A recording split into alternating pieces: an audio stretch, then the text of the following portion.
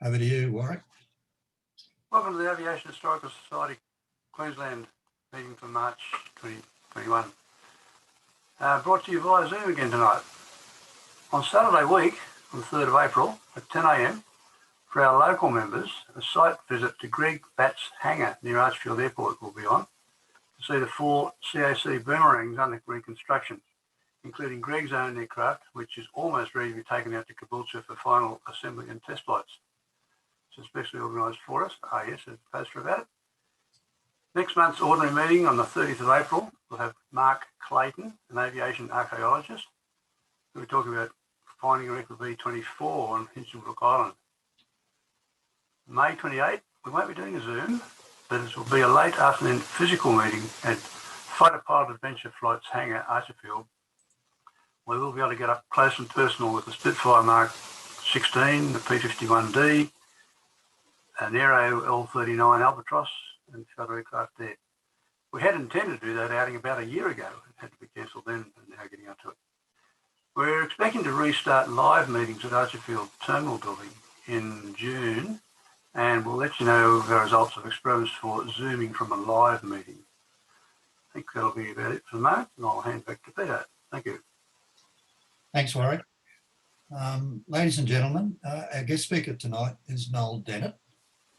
Noel started learning to fly in 1953 with the Royal Victorian Aero Club. Noel went on to gain a commercial licence and an instructor's rating as a result of that training. Noel then joined the Royal Australian Navy in 1959 as a trainee pilot and graduated in 1960. He flew fixed and rotary winged aircraft off HMAS Melbourne until 1967. Noel then joined Qantas and flew B707 and B747 aircraft until 1990, when he left and joined Singapore Airlines until 1994, when he finally retired. Noel still flies recreational aircraft quite regularly. Ladies and gentlemen, please welcome our guest speaker tonight, Noel Dennett. Over to you, Noel. Okay, I'm on, am I, Peter? Yes, mate. Well, thank you very much. It's nice to get to talk to you. I just want to reiterate that what I'm going to tell you is pretty much ancient history. My memories of flying the 747 go back best part of 30 years, and Qantas don't even operate from Bangkok to London at the present time. The risk of telling you what you already know, I'd like to acquaint you with the way world airspace is allocated. Controlled airspace throughout the world is divided into flight information regions, or FIRs, governed by the authorities of the country in which they exist. FIRs are geographic areas with lower and upper altitude limits, and inside these areas, air traffic controllers direct traffic movements both horizontally and vertically to avoid collisions, hopefully. Oceanic airspace is administered by the countries agreed by international treaty. English is the world aviation language, but controllers and indeed pilots are only required to be familiar with a limited number of terms and phrases used in ATC and may be far from fluent English speakers. One other problem is that while controllers communicate with pilots within their area, they may not always talk to controllers in FIRs in the next country. When we're airborne, we must ensure that we don't enter an FIR without a clearance to do so, and obtaining this clearance wasn't always easy. When we arrived out at the airport, ready for a flight, normally the flight engineer went straight to the aircraft to commence his external inspection, while the pilots went for a briefing. On these long flights, we carried an extra second officer to allow for the necessary crew rest. We were only allowed to spend 8 hours of the flight on the flight deck, so we had to have people that we could shuffle off. At briefing, we were presented with the weather forecasts for our route and destination, as well as any intermediate airfields that we may need to use. We also received notices to airmen, or NOTAMs, advising of any airspace closures, nav 8 unserviceabilities, or aerodrome conditions which might affect our flight. The final document we received was a flight plan which detailed our route, all the waypoints needed for navigation, the estimated time intervals between waypoints, the overall flight time, the forecast overall wind component, and the total fuel required for the flight, including all our statutory reserves. Using this information, the captain would decide on the fuel order and sign the flight plan, effectively signing for the aircraft. From briefing, we proceeded to the aircraft to examine the technical log for any acceptable unserviceabilities, because on a jumbo you could have quite a lot, and their impact on the flight, and carry out the internal checks of all the aircraft's navigation and communications equipment. The jumbo was fitted with 3 inertial navigation systems, which were our primary means of navigation, and we loaded waypoint positions into these from the flight plan. Flight plan information was also used to calculate takeoff speeds and engine thrust requirements. All these procedures were carried out using printed checklists and graphs, so hopefully nothing was forgotten. We would then ask ATC for an airways clearance for our flight, which included our standard instrument departure code and initial clearance altitude, as well as our expected initial cruise altitude. This was very important to us because we had a long way to go, and the aircraft used substantially more fuel if you were cruising below optimum altitude. So it was possible that given this initial cruise altitude, we may decide to delay our departure to try and get something better. The last document we received on the aircraft was the load sheet, which had to be inspected by the captain to ensure that the aircraft was loaded within its weight limits and the centre of gravity was within the acceptable range. Out of Bangkok, it was normal for us to be at maximum takeoff weight of 387,400 kilos. Once the load sheet was signed and the stabiliser trim set, we calculated that from the MAC that was given on the load sheet. We waited until the last door was closed, and after obtaining a clearance from ATC, the engines were started and we pushed back from the parking bay as required. Taxi to the duty runway was conducted in accordance with ATC instructions, and at the threshold of the runway, the call was made that we were ready. The word takeoff was only used by air traffic control.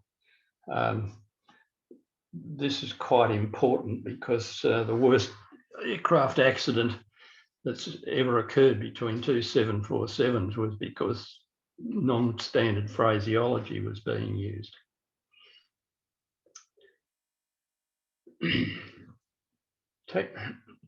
Where am I up to? When cleared for takeoff, we opened the throttle to takeoff thrust and accelerated down the runway with the pilot not flying, calling the V speeds. V1 was the refusal speed at which the aircraft was committed to take off even if an engine failed. V rotate was the speed at which the pilot rotated the aircraft to leave the ground. And V2 was the takeoff safety speed at which the aircraft could safely be climbed on 3 engines. From Bangkok, it was a pretty short distance until we transferred to Myanmar airspace, so the immediate priority was contacting Yangon Control for an onward clearance. Our flight then took us across the Bay of Bengal, where we entered Indian airspace with an appropriate clearance. And even at that early stage, we started to collect information about other aircraft using the same airway as it would subsequently affect our ability to climb to higher flight levels. The jumbo used approximately 10 tonnes of fuel an hour, so that in about 4 hours, we'd be looking to climb to the next flight level. And this, of course, could be blocked by other aircraft above us. There was a good deal of jockeying for flight levels, and it sometimes required some finesse to get your desired cruising levels. If you didn't achieve your optimum level, it could severely increase your fuel burn and possibly affect your ability to reach your destination without refueling en route. From India, our route took us over Pakistan with the inevitable problems that the Indians didn't want to speak to the Pakistanis. And after that, our next problem was entering Afghan airspace, which meant, of course, that we had to get a clearance from Kabul. And once again, that wasn't always easy. By this time, we were approaching the Himalayas and safety heights rose rapidly. In the event of a cabin depressurisation, we were required to immediately descend to 13,000 feet to keep people alive who didn't listen to safety briefings regarding oxygen masks. In order to avoid hitting a hill, we had a fairly complex route that had to be followed to keep us within the valley, so the crew was briefed on this contingency before we reached the area. Because of this possibility, the captain had to be on the flight deck for this segment of the flight. From Afghanistan, our next FIR was Dushanbe in Russia. And when we started flying over Russia, the controllers were, the Russians used metric altitudes rather than the normal levels of feet. And we had conversion tables so that before we hit the Russian airspace, we could change our flight level to comply with the metric flight levels. They weren't very greatly different. The 31,000 feet, which was flight level 310, in Russia became 9,500 meters. And we just used that all the time we were in Russia, and then changed the altitudes when we were leaving Russian airspace back to the normal feet. Russian airways appear to have been designed for DC-3s, and at our 8 miles an hour ground speed, 8 miles a minute ground speeds, some of the waypoints were as little as 4 minutes apart. This made things very busy as we made position reports and reprogrammed the INSs. Russian airspace had complete radar coverage, so they knew exactly where we were. The airways were very narrow, being only 4 miles either side of track. So we were commonly advised by a gruff voice that we were off track and to do something about it. As time went on and the controllers became more comfortable, we found that if we included in our first contact at an FIR boundary, our estimate for the next FIR boundary, they'd clear us direct, which greatly decreased our workload. Our flight took us northwest over the Aral Sea towards Moscow. Passing Moscow, our next position was Likialuki, where we moved into Latvian airspace, finally passing into Danish airspace at Riga. By this time, our concern was the weather at Heathrow. We were legally required to carry fuel for an alternate if the weather is forecast to be below alternate criteria. So we became much more interested in the half-hourly Volmet from Londonderry, as we usually didn't have that much fuel unless a near alternate like Gatwick or Blackbush was available. It could be easily necessary for us to land at Copenhagen, Munich or Amsterdam to get more fuel. And this, of course, resulted in a very long tour of duty. Once in European use airspace, the ATC was superb and we transferred seamlessly through Danish, German, Dutch and Belgian FIRs so we could concentrate on preparing for our arrival. The pilot flying the aircraft would prepare and give a comprehensive briefing on our arrival. As international pilots, we had little familiarity with the many airports that we entered, maybe landing at any given field 2 or 3 times a year. If the weather was really bad, we could carry out an auto land using 3 autopilots, but this wasn't a popular alternative as we preferred to hand fly the approach. God knows we needed the practice.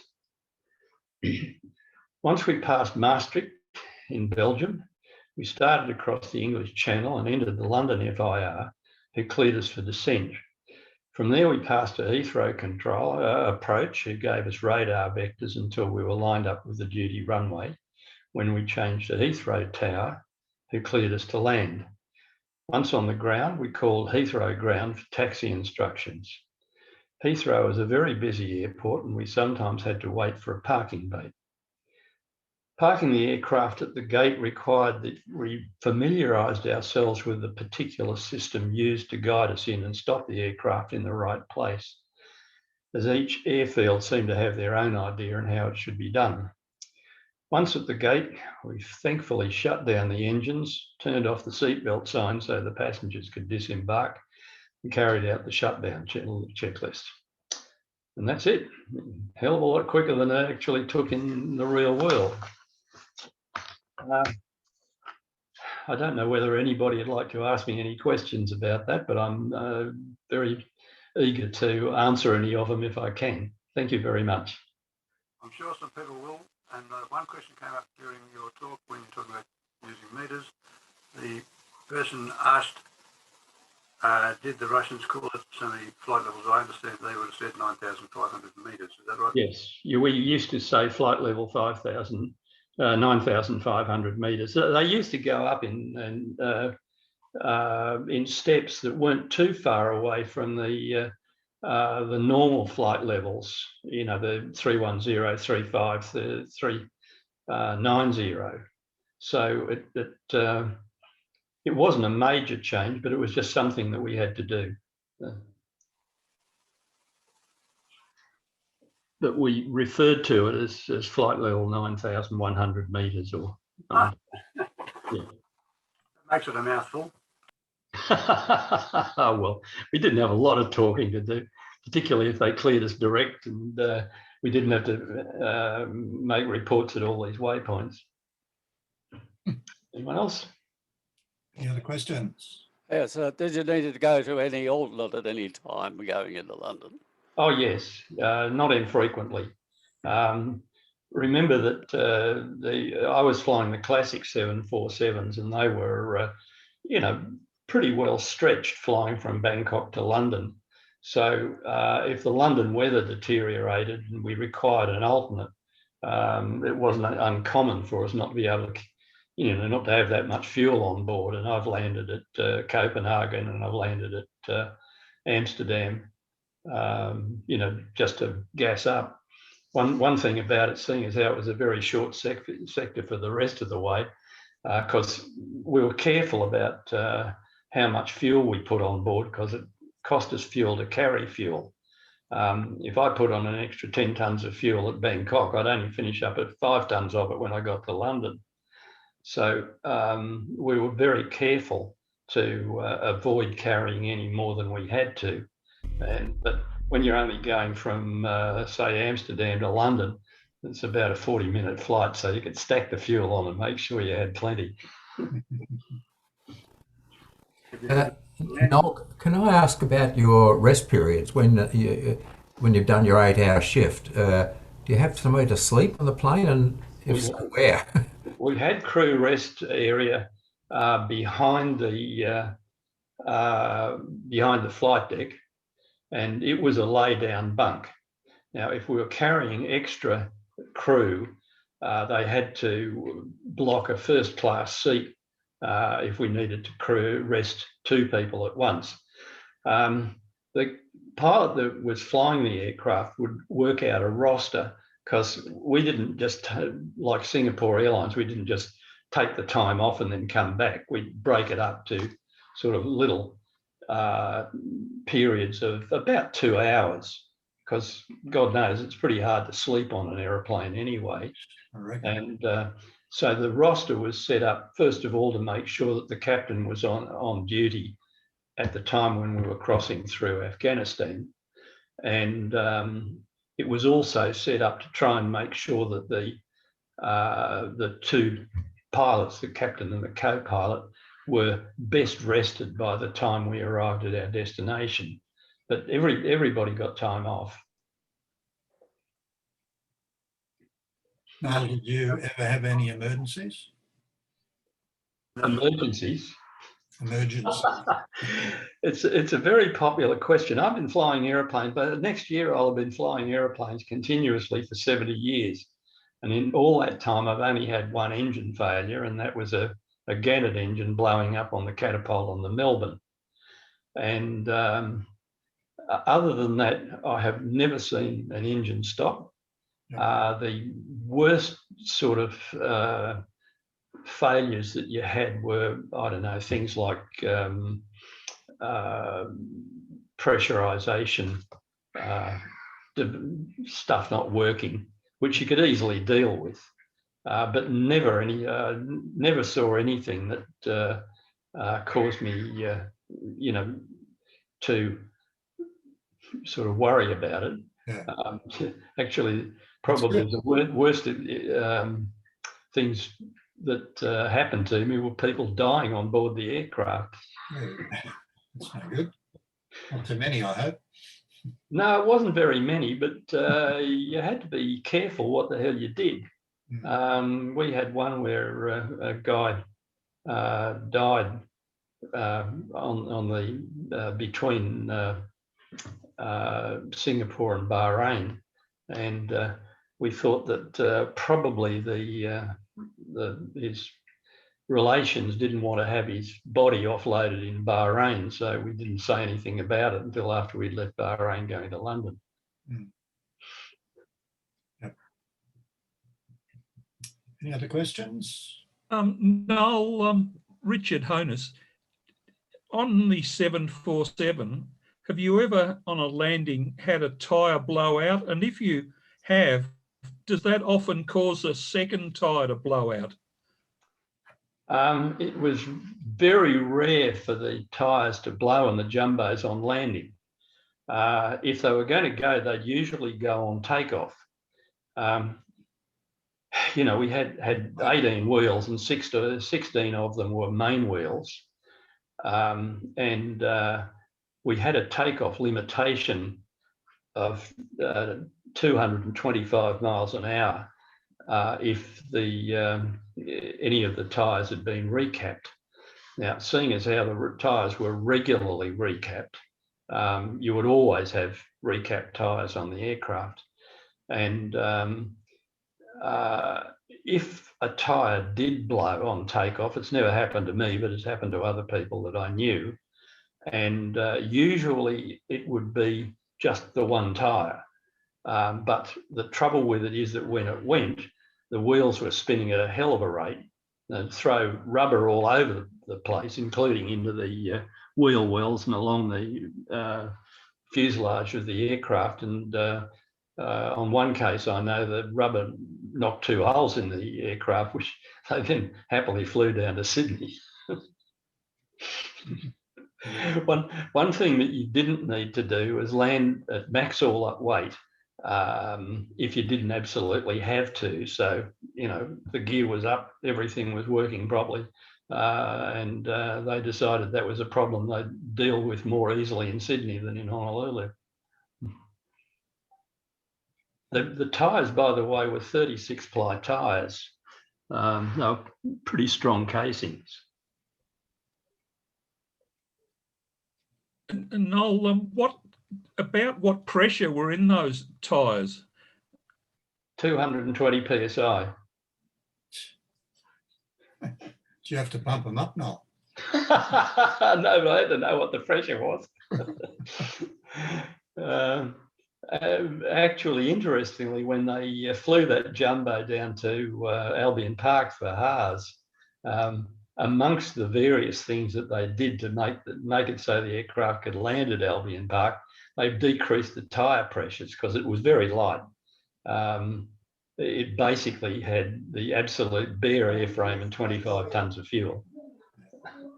And so they didn't think they needed 220 psi in the tyres. Noel, Noel, is there some particular reason why a tyre would explode, if you like, on takeoff as distinct from landing?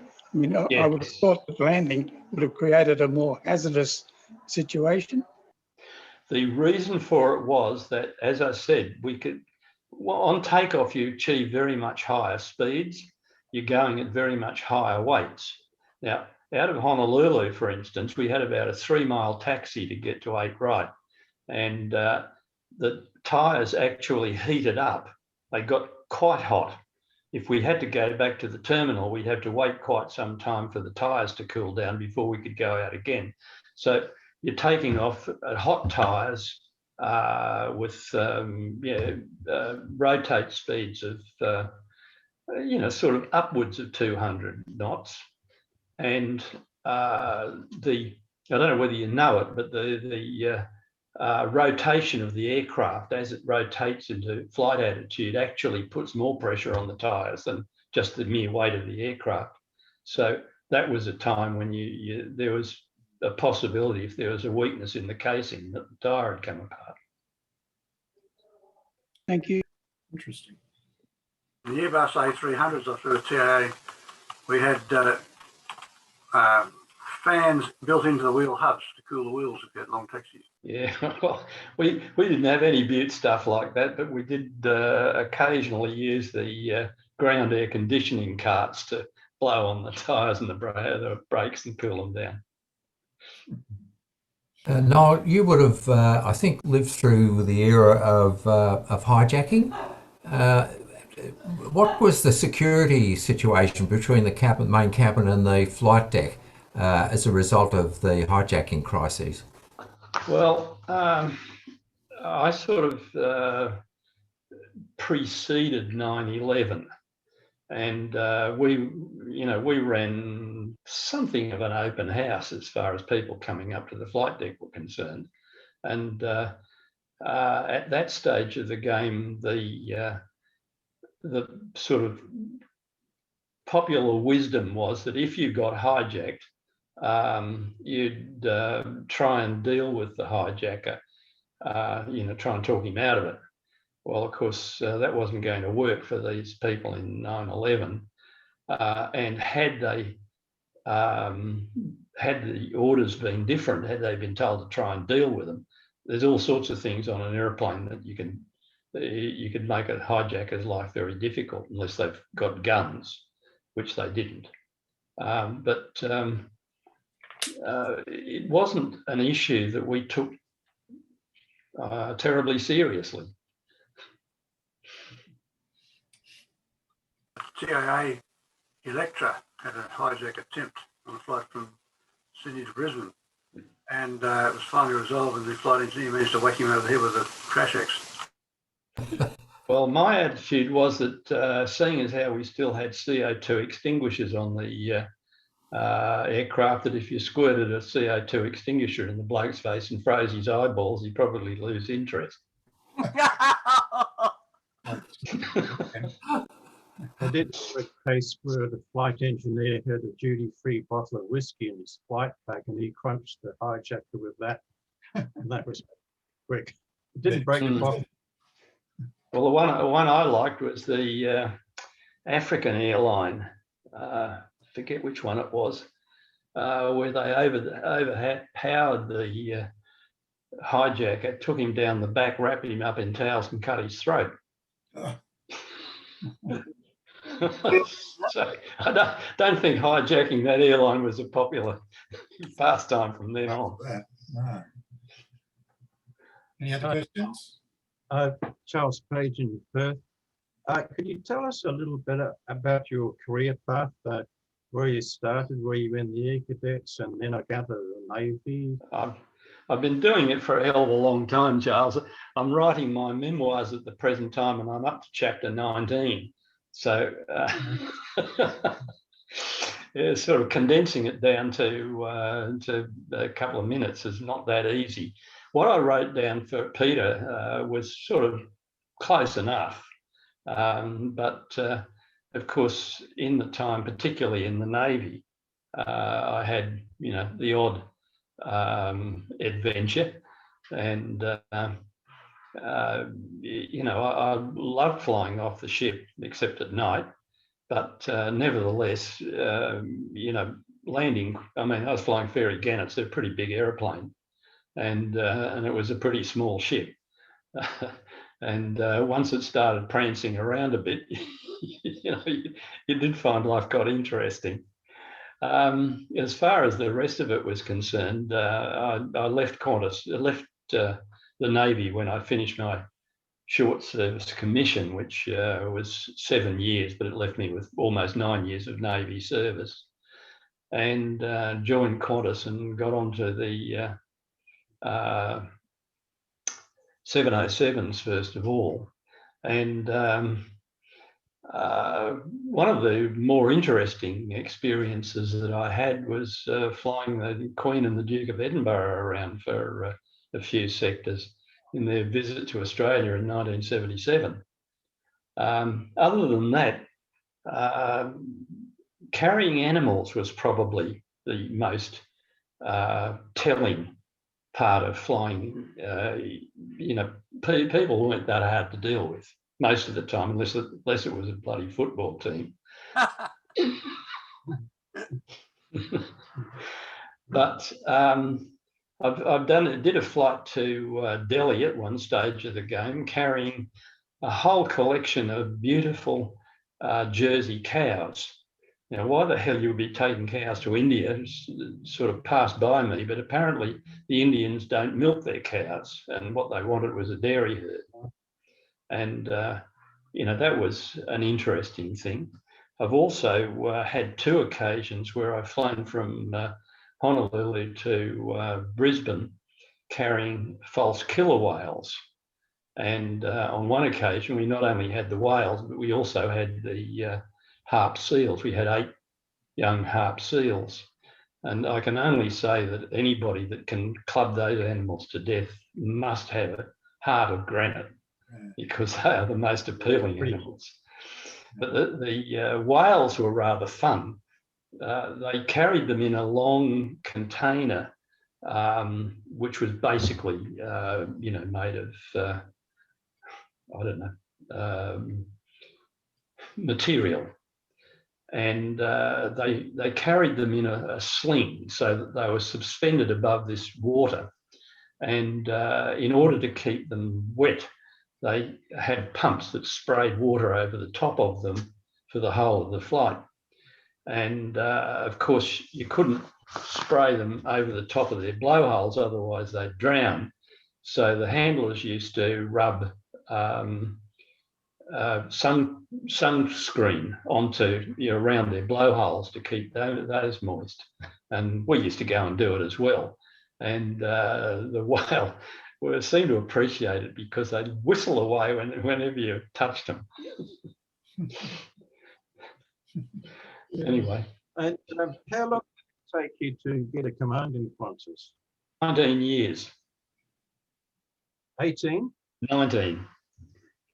I was with Qantas 24 years and I only had command for 5. And I blame that bugger that designed the 747. Because, you know, when I joined Qantas, they said you'll have a command by the time you're 40. I was 32. And I would have done, I think, if they just kept on buying 707s. But of course, what actually happened was that the jumbo came along and they buy a jumbo and flog a couple of 707s. And so the promotional prospects sort of got a bit thin on the ground, but I finally made it. Yeah, well, I guess some of them never did. Under normal circumstances, the time period was probably more like about 8 years, like they promised me. Noel, could I mention to you a dramatic story with a 747? Please go ahead. Oh. This story was told to me personally by Sheila Laxon, who was the first official female trainer to train a Melbourne Cup winner. That was ethereal many years ago. Anyway, she told me that she was flying from New Zealand to Sydney with a load of horses.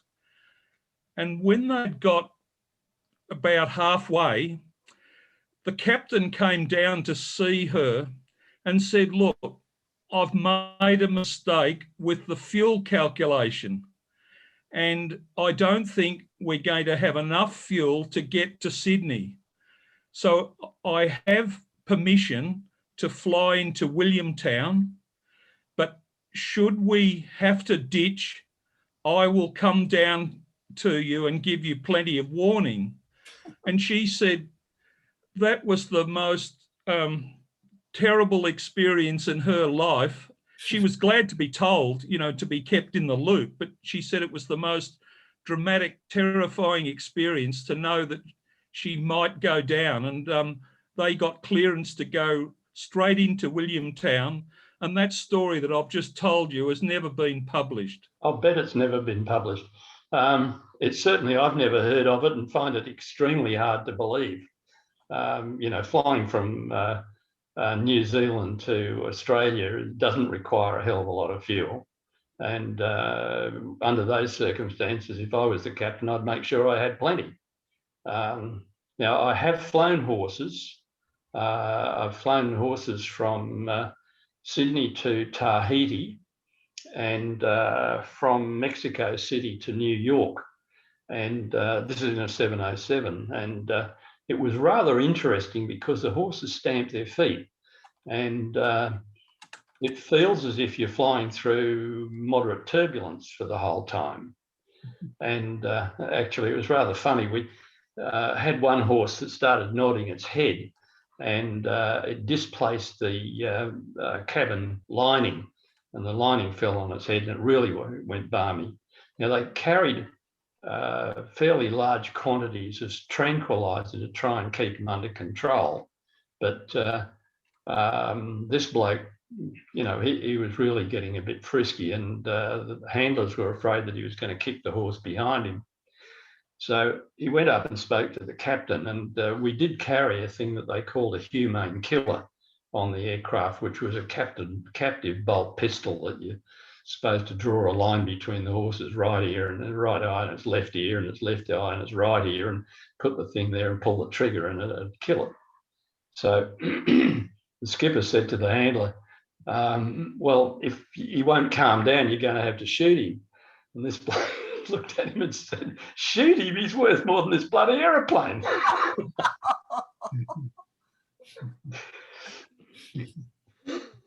Some minutes ago, somebody put up a written question about Hong Kong. Would you like to put a few words about going in and out of Hong Kong? Oh, Hong Kong was my favourite. I love flying into Hong Kong, particularly on the IGS approach onto 1-3, because it was the nearest thing to landing a jumbo on an aircraft carrier that I got to.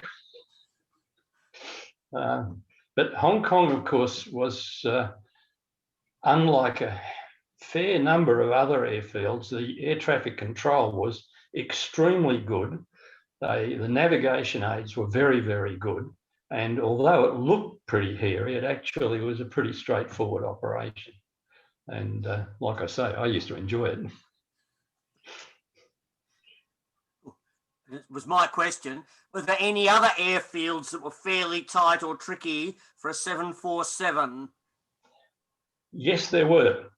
One of my least favourites was Mali in the Maldives, which I don't know whether everybody knows where that is, but it's a series of about 3,000 coral islands southwest of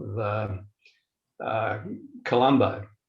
And needless to say, these tiny little coral islands weren't big enough to land an aeroplane on, so they had built a runway between three of them, which was only 8 feet above sea level. It had undulations in it, and it, in spite of the fact that the prevailing wind was from the west, it was built north-south. So the Singapore Airlines captains never flew in there. It was only us round eyes that did it, because we were supposed to be better off at handling a crosswind. And, you know, Mali had water at the beginning, water at the end, no ILS, no approach lighting, pitch black night, howling crosswind, wet runway. It was about as bad as it got. So it wasn't my favourite place. What thought Mali should be a destination for you? Sorry? And what was the needing to go to Mali for? What sort of The Singapore Airlines used to go to Mali. They used to go to Europe via Mali, and they'd carry a lot of Germans into Mali. The Germans seem to love Mali as a holiday destination. And Mali was, fuel was incredibly expensive there. So we always tankered fuel into Mali. So we were always landing at max landing weight, which normally wasn't a problem. But on that, rather dud wet runway and a howling crosswind, it became a bit more of a challenge. Any other questions? When you joined Qantas, was it still on the classic Australia to Singapore to Bahrain to Europe? That was what we called our standard London trip, was Sydney, Singapore, Bahrain, London. When I joined Qantas, I decided that promotion probably wasn't in the air for me for some time. And so I chose, at that stage of the game, they had divisions, and you could have Division 1 was London via Bahrain and Japan. Division 2 was London via Delhi and Tehran and South Africa. And Division 3 was the United States and Tahiti. And I thought, well, I'd, go for that, because at least I'd got a better lifestyle flying to the States, which I found out that I really like going to anyway. So, you appreciate that very soon after I joined Qantas, they introduced a seniority system which governed absolutely everything. Your allocation of flights, your leave, everything was done by seniority, which had some advantages and disadvantages. We, sort of ex-military pilots, thought that we had a bit more going for us than the GA pilots that joined Qantas. But nevertheless, one thing you could say was that when your seniority number came up, you'd get a go at promotional training, which was nice to know. And I used to find flying to the States is probably the easiest flying we did. Good air traffic control, long distances between waypoints. About the only thing you had to worry about was trying to negotiate the intertropic conversion zone, the weather that you got on the way up there. But other than that, loved it. And two more questions, or one. Have you ever had to go into an exotic airport as a diversion where you'd never been before? Well, Copenhagen was probably the only one that I can think of, because I'd never been to Copenhagen. I missed out by the skin of my teeth going to Warsaw, which I wasn't looking forward to. And equally on charters, have you gone into exotic or unfamiliar airports because you were running a charter?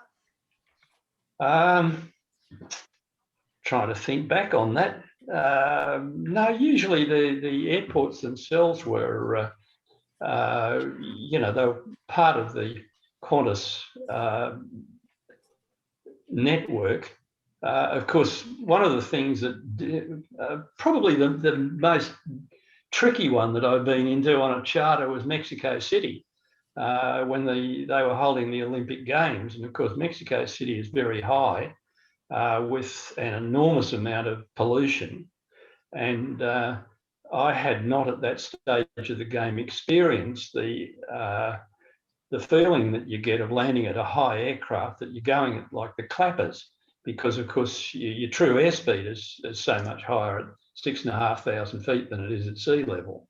So we're going into Mexico City, trying to see where the hell we were going through the smog, and the runway didn't look big enough for me to for the speed that we were travelling at, but we managed to stop. But other than that, I've been to, when we flew the horses from Acapulco to New York, although I was familiar with New York, they whipped us around and actually taxied us into a hangar, which we were not supposed to do, and then shut the hangar doors behind us because American customs had been told that we had drugs on board. So they really gave us a pretty hard time. They did. Okay, well, thanks, Noel. I think we've had plenty of questions. We'll shut the session down shortly and we'll keep the line open. Many thanks for your interesting memories of flying the 747, including all the animal stories. No rabbit stories though, Mary. No, I didn't get a rabbit. We didn't carry any rabbits. No. And I'm very pleased to say that at no stage of the game did I carry monkeys or snakes. Righto, well, thanks, Noel. Thanks again. Can everyone please show their appreciation for Noel's presentation in the usual way? Well, thanks very much. It's been a pleasure. Thank you.